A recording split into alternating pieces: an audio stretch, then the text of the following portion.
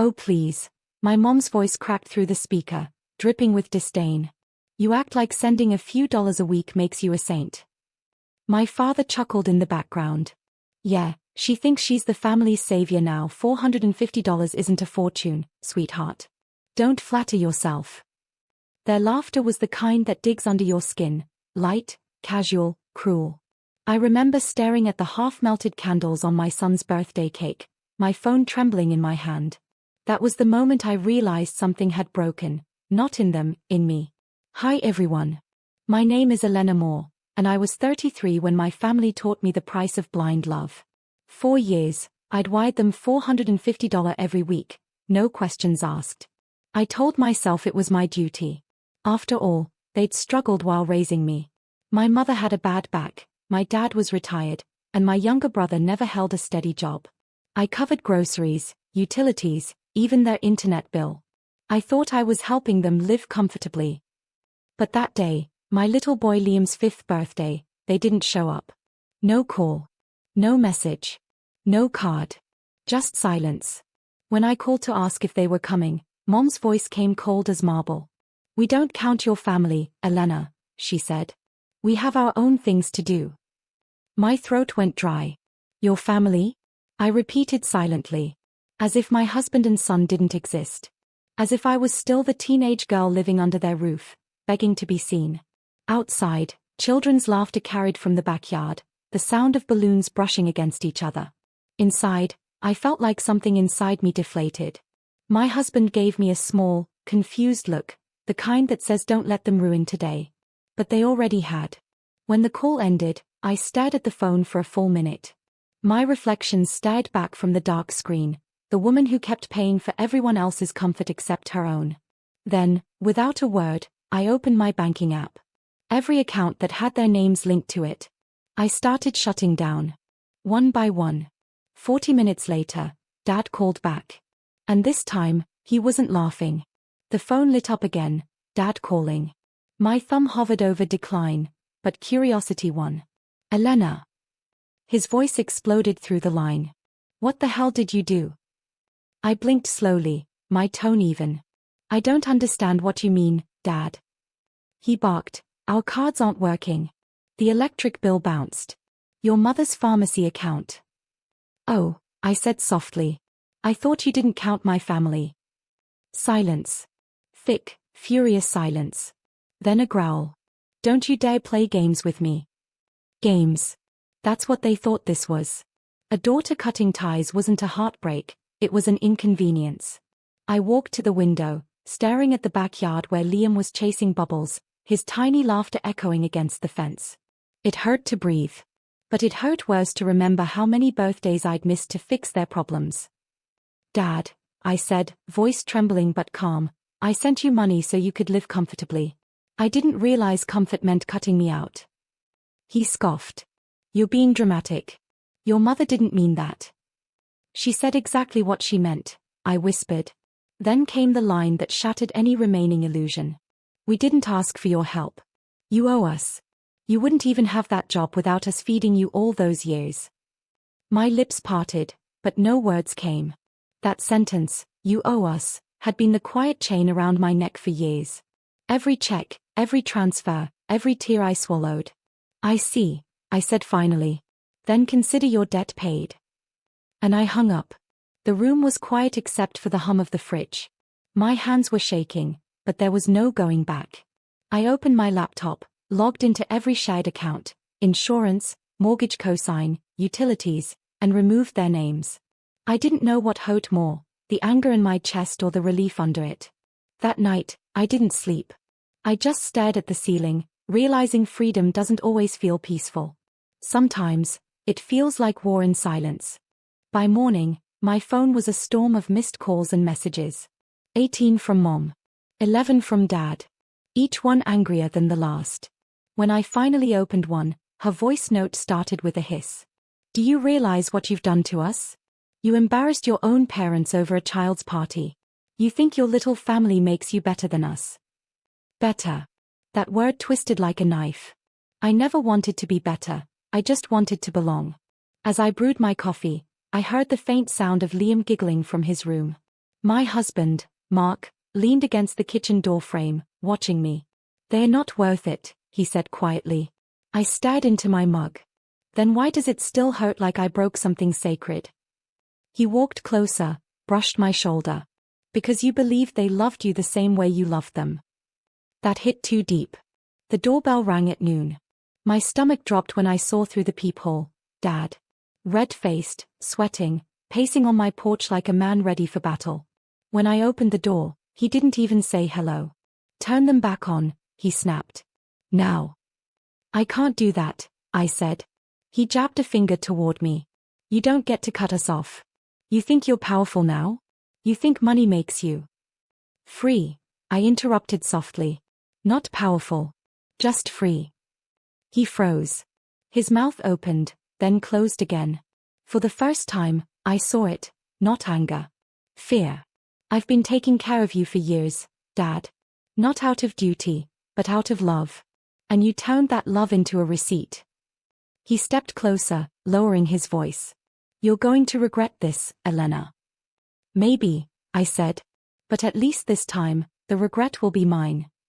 He stormed off without another word, his tires screeching as he left. I shut the door and leaned against it, exhaling a lifetime of swallowed tears. And then, a message came through. From my brother. Just 5 words that made my heart stop. "Dad says you'll pay tomorrow." The text stayed on my screen like a warning. "Dad says you'll pay tomorrow." I stared at it for a long time, my heart pulsing in my throat. Mark saw the look on my face. "What's wrong?" I showed him the message. He frowned, jaw tightening. "He wouldn't actually." "He would," I said before he could finish. I knew that tone my father used, not a bluff, but a promise. He'd never hit me, but he'd mastered something worse. The kind of rage that came in the form of guilt, shame, and destruction. That night, I barely slept. Every shadow against the window felt like an omen. My phone kept lighting up, my brother calling, then hanging up. Messages popping in rapid bursts. "You went too far. Dad's furious. You'll regret this tomorrow." Asterisk. By dawn, I made a decision. I got dressed, printed out bank statements, transaction histories, and every transfer I'd ever made, neatly filed in a folder. Then I opened a new account under my name only. No joint access. No family link. Mark watched silently. "You're protecting us," he said softly. "I'm protecting what's left of me," I replied. At 9:13 a.m., my doorbell rang again.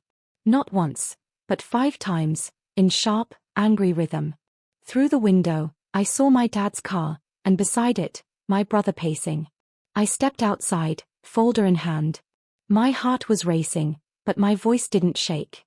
Dad's first words, "You're going to fix this now." "No," I said. "I'm going to show you something." I handed him the folder. Every transfer. Every payment. Every week for 6 years. Nearly $140,000. All because I believed you when you said we were family. He glanced at the papers, then back at me, his expression unreadable. "So what? You're rich now, you can afford it." I smiled faintly. "You were never asking for help, Dad. You were demanding loyalty. But loyalty without love is just debt." For the first time, he didn't speak. He just looked, cornered. Then my brother whispered something that made my blood run cold. "Dad said if you won't give it, we'll take it." For a moment, the world narrowed to that one sentence. "We'll take it." The sound of it cracked through the air like glass. "Excuse me," I said quietly. My brother, Tyler, shifted, eyes darting to Dad for approval. Dad didn't even flinch. He just crossed his arms and said, "You have a house, a car, savings. You think that came from your hard work alone." I stared at him, barely breathing. Every bit of it came from working double shifts, from missing Liam's first steps so you could have heating that winter. "Then pay us back for that sacrifice," he growled. "You wouldn't have made it without us." There it was again, "You owe us." That same line he'd used to make me feel like gratitude was a currency I'd never finish paying. Mark stepped forward. "You both need to leave." Dad's eyes flicked toward him. "Stay out of this. You married our daughter because she has money now." Mark's face darkened. "Because she has heart," which is more than I can say for you. The tension thickened. For a split second, I saw the boy I used to call Dad, the man who built my swing set from scraps, who told me stories about loyalty and love. But that man had vanished years ago. I'm done being your wallet, I said softly. You've taken enough. Dad's jaw clenched. Then you'll see what happens when a daughter betrays her family. He turned, motioning for Tyler. Let's go. They left without another word, the sound of the car door slamming echoing like thunder. Inside, I felt my legs trembling. Mark locked the door and wrapped his arms around me. They won't stop, I whispered. I know, he said. But you're not alone this time. That night, I documented everything, texts, call logs, even the threats. Something inside me had shifted from fear to focus. I wasn't their daughter anymore. I was the woman they underestimated. And when Dad's next move came, I'd be ready for him. 2 days later, the storm arrived, not as a shout, but as silence. I came home from work to find our mailbox overflowing, overdue notices, a warning from the power company, and a strange letter addressed to the Mose. Inside was a printed form, a credit application. Under my name. My signature. Only, I hadn't signed it. My pulse quickened. I flipped through the pages. There were more, loans, store cards, and one ominous letter from a bank I'd never used. The handwriting in the verification section looked hauntingly familiar. Mark leaned over my shoulder. Elena, this looks like my dad, I finished, voice barely above a whisper. He'd done it before, small things. Phone contracts, credit cards for emergencies. I'd forgiven it, told myself it was just his pride. But this was different. This was theft. My phone buzzed again, a text from Tyler. You shouldn't have made him angry. I sat at the table, staring at the bills. Something inside me broke, but not the way it used to. This time, it broke clean, like glass shattering into clarity. I called the fraud department, then the police. I gave them everything, account numbers, forged forms, the threats. The officer on the line was calm, methodical. Do you have evidence of prior financial control or coercion? I exhaled slowly. 6 years of transfers. I have every receipt. Mark placed his hand on mine. You're doing the right thing, he said. Maybe. But it didn't feel like justice yet. It felt like mourning. That night, I opened a new document on my laptop, titled For Liam. I wrote, one day, you'll wonder why Grandma and Grandpa disappeared. It's because love without respect turns toxic. And I refuse to let you grow up thinking pain equals loyalty. As I saved the file, my email pinged. A new message. No subject. Just one sentence inside. You think the cops will protect you? No name. No signature. But I already knew who it was. Morning sunlight cut across the kitchen table, glinting off the police report I'd printed the night before. I hadn't told my parents yet, but I didn't need to, they always found out. At 8:42 a.m., my phone buzzed. Private number. I hesitated, then answered. Congratulations, Dad's voice slithered through the line. You turned on your own blood. I turned off your access, I said evenly. There's a difference. He laughed, low, bitter. You think you can ruin us and sleep at night?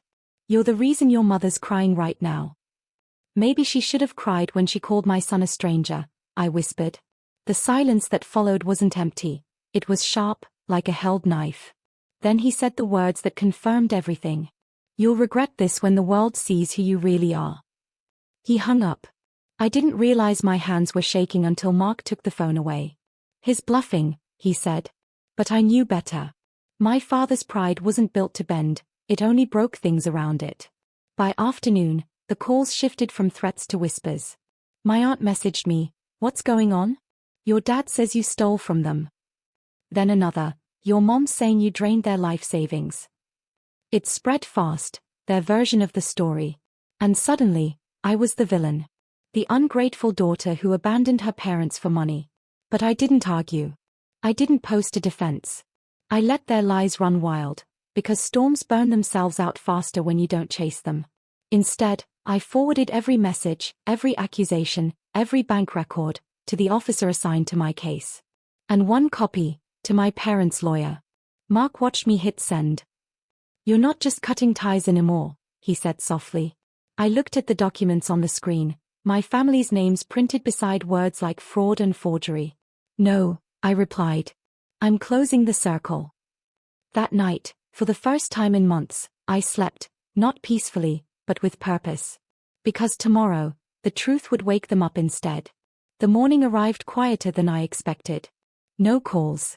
No messages. Just stillness, the kind that comes before something breaks. By June, my doorbell rang. When I opened it, 2 officers stood there, not for me, but with a delivery notice. A copy of the official fraud complaint, filed in my name. They'd already visited my parents' house earlier that morning. Dad's voice message came hours later. His tone wasn't angry this time, it was hollow. You really did it, here? You called the law on your own parents. I sat at my desk, listening, my heartbeat steady. He continued, they froze our accounts, Elena. Your mother's crying again. Are you happy now? I closed my eyes, whispering to myself, not happy, just free. Later that day, the officer handling my case called to update me. They attempted to use your credentials for multiple applications. That's identity fraud. But since you've kept detailed proof of transfers, you're fully protected. Will they face charges? I asked quietly. There will be hearings, she said. But that depends if they cooperate. I hung up and walked to the window. Liam was outside again, chasing sunlight across the yard. I realized how long I'd lived in emotional winter, waiting for warmth that was never coming. That evening, I wrote one final message, not to my parents, but to my brother. Tell Mom and Dad I forgive them. But forgiveness isn't the same as access. I'm choosing peace, not silence. He never replied. But the next morning, I found something in the mailbox, a plain envelope with no name. Inside was a photo, Liam at his last birthday, candles lit, my parents standing behind him, half smiling. On the back, in my father's messy handwriting, 4 words. We didn't deserve you. Ties fell, not from sadness, but release. I placed the photo in the drawer beside my son's first drawing and whispered, maybe now, we can finally start over. I didn't block their numbers. I didn't delete the past. I simply stopped answering, because some stories end not with revenge, but with reclaiming your peace.